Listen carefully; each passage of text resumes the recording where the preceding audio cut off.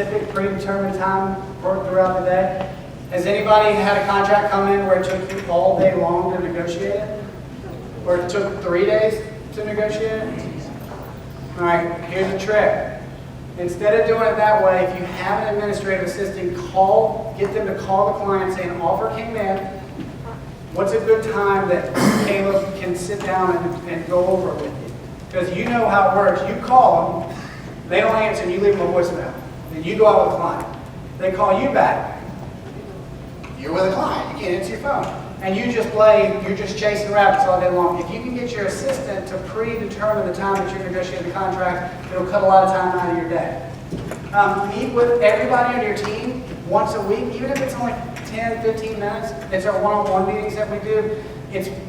If there's anything that I can give you guys of value as you start building teams, once you get to like 7 to 10 people, you start having people problems, you have personality issues, people start talking behind each other's backs. I mean, that's just kind of the way it works. You got a big dysfunctional family once you get past that. Once you get past that 5 people, you have a dysfunctional family is what you got. Meet with them every week just to make sure they're on track. Sometimes it's not things that are going on in the office that are problems. Sometimes they're actually having problems at home. Ask them how they're doing. Are they having any issues? How's the family? Just start. If you're going to get, the busier and busier and busier you get, the more you start losing touch with your people on your team. When your culture starts to fall, people start to fall off of the bus. So make sure you're meeting with them. Just meet with them once a week, 10, 15 minutes. Ask them how they're doing. Sit down, go over their goals. Where are you in regards to your goals? What do I need to do as a team leader to get you to hit your goals? Is it technology? Is it leads? Do I need to call you every morning and make sure you're awake because you show up late 3 days a week?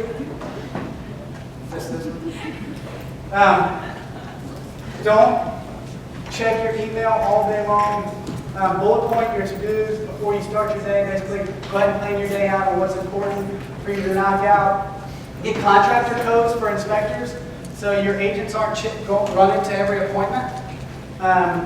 Because sometimes you sell a house that's an hour away. Your agent runs out there, goes to the appointment with the inspector, stays there with the inspector, so that's not even in this number, stays there with the inspector for 2 hours, drives back an hour, and then where did their day go? Gone. Their whole day's gone. So get contractors codes so they can go to the inspection. Have sellers come in early. I'll tell you, a big time suck out of a lot of agents' days in productivity is sitting at a closing that takes an hour and a half, 2 hours to fund. So if you can get your sellers to come in early and sign paperwork, they're done. Then the buyer's agent go sit there for a couple hours with the buyer. You don't have to do it. Have the other agent, when they do the walkthrough, bring your signed lockbox. You don't have to run out there to get it. And then one thing we use $7 just combo boxes on all of our condos. I know somebody made a joke that they don't care enough to go get their signs and lock boxes, but at a condo, if you use just a $7 pop combo box, you're not wasting 45 minutes driving to the condo after the closing to get to the $7 lock box. Just give it as a gift to the buyer. Let them take it. Don't waste your whole day going to chase down a lock box. One thing you can do is Zillow reviews. How many people have a high number of Zillow reviews? Anybody over 40? Awesome. Good. Anybody over 75? Awesome. So one thing you can do is you can pay your administrative assistant to call your clients post-closing and reward them, incentivize them. So I'm giving you a bonus here. Call your past clients once you go under contract, or once you close the deal, and ask them to go online and give you a Zillow review. You'd be blown away at how many Zillow reviews you can start piling up, and how much business you actually get from having a high amount of Zillow reviews. Zillow is gaining steam for anybody that's not really watching what's going on in the market. Zillow is something to watch out for. Do not spend time with vendors. You're going to have vendors that want to take you. Once you start growing, you're going to have people that want to take you out to coffee about every 3 days. You're going to have lenders that are constantly blowing your phones up, wanting to go out to coffee or wanting to go play golf.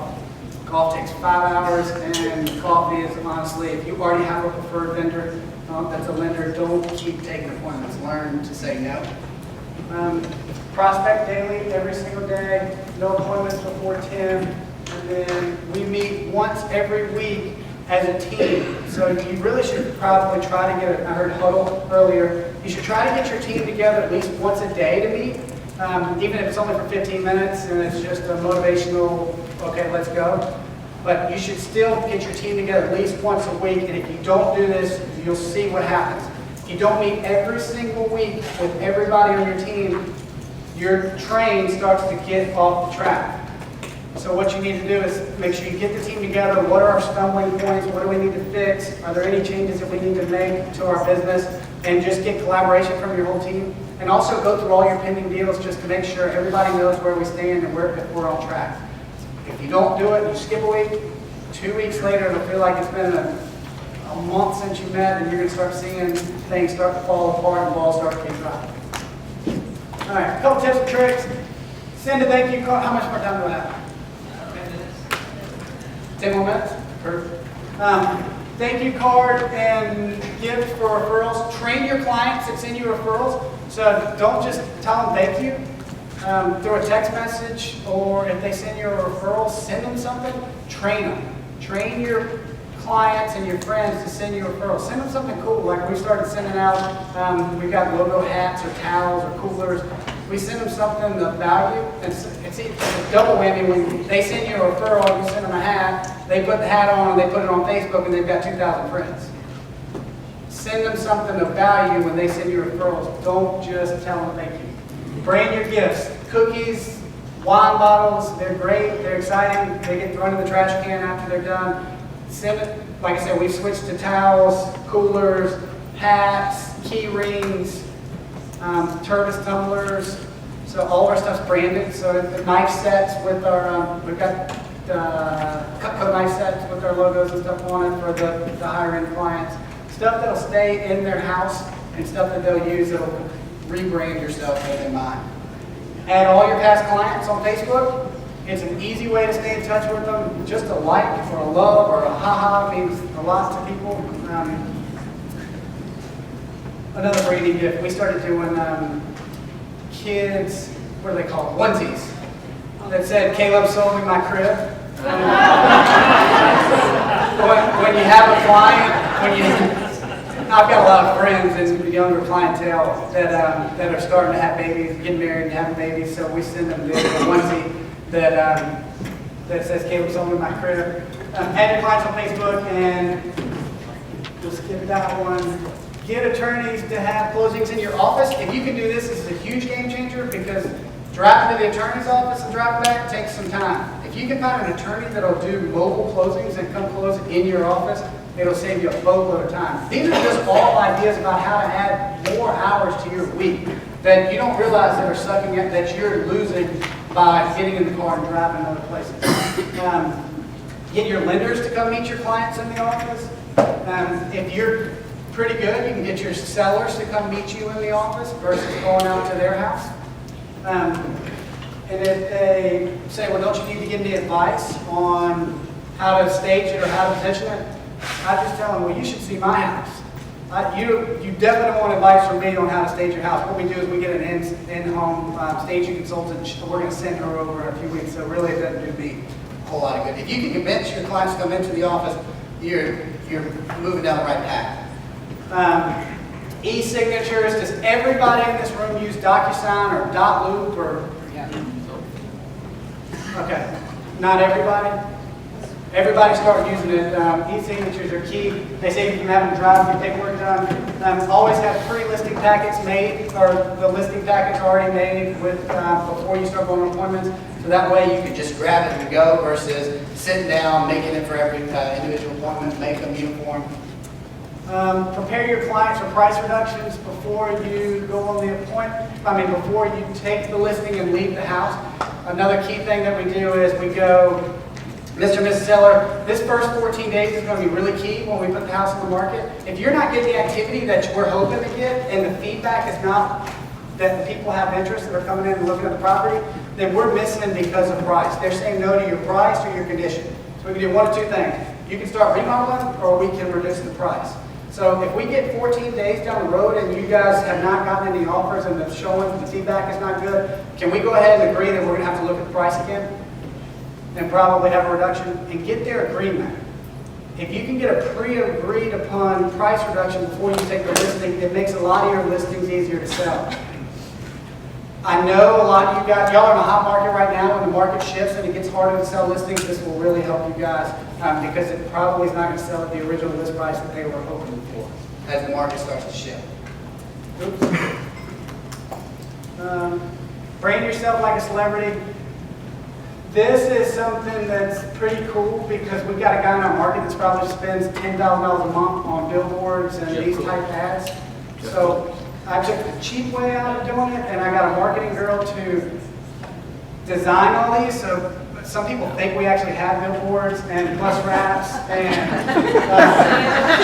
sales and plane riders. All that is digital marketing. And then we paid for Facebook paid ads to put them out. And then you can target who your buyer is, which is actually pretty cool. You can target them based on their demographics, their incomes. These work. These really work. I mean, people really think you're killing it when you start putting these on Facebook. I think we got like 260 something likes just on that one before we paid this. All right. Finishing up, another thing that I would highly suggest doing is find a mentor in your business. Jake Hinder is actually mine.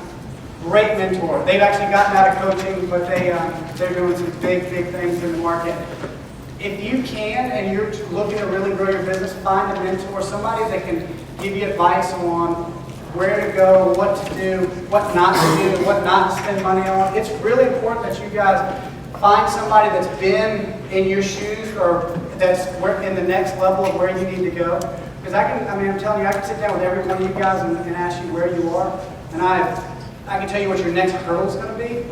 And I can save you a lot of time and energy and money that can be lost by trying to learn it the hard way, which is, I had a mentor, but I still tried anything and everything that everybody threw at me. You know, all you guys get calls from Zillow and Realtor.com and every other lead source asking you to buy leads. Has everybody tried it? I bought all of them. I bought all of them, and 20% of them work. So I'll tell you, I can give you advice on what to do, where to go. I do consulting. If anybody's got any interest, I've got a couple forms in the back that you guys can fill out. I do a free 30-minute consultation with any and every one of you if you want to. It's free. You don't make any commitment to me. I don't just take anybody. If you're at a position where I feel like I can definitely help you, I would love to take on some consulting clients. If not, I'll tell you this is where you need to go. This is what your next hire. This is what you need to do. Call me again in 6 months. I want to make sure that I can and will help any of you guys. That's all I've got. Any questions?